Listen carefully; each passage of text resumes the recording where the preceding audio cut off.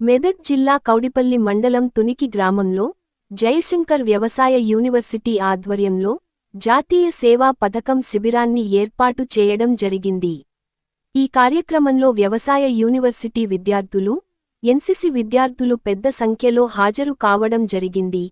ఈ కార్యక్రమానికి ముఖ్య అతిథులుగా న్యాయవాది, కన్జ్యూమర్ ఫోరం అధ్యక్షులు, రాష్ట్ర యువజన సంఘాల అధ్యక్షులు కూన వేణుగోపాలకృష్ణ హాజరై మాట్లాడుతూ, భారతదేశంలో పుట్టిన భరతమాత బిడ్డలమైన మనము, దేశ రుణము తీర్చుకొనుటకు దేశ ప్రజలకు వివిధ రంగాల ద్వారా విద్యార్థులు సేవలను అందించి దేశ ప్రజల సంస్కృతి సాంప్రదాయాల కీర్తిని ప్రపంచ దేశాలకు చాటే విధంగా ఉండాలన్నారు.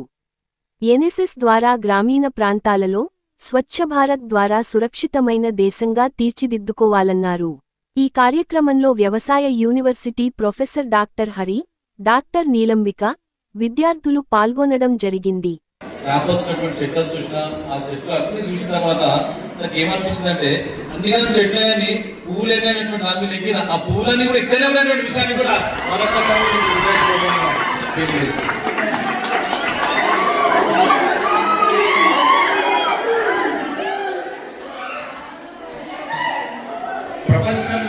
ప్రపంచంలోనే అందమైన పువ్వులు అంటే పువ్వులు ఈ మధ్యలో కొన్ని వస్తుంది. ఏంటంటే పువ్వులు అంటే వాసన వస్తుంది, కానీ మీరందరూ కూడా మీ పువ్వులు మీ నవ్వులు చూస్తుంటే భారత మాత గర్వించదగినటువంటి విద్యార్థులు మీరైనటువంటి విషయాన్ని కూడా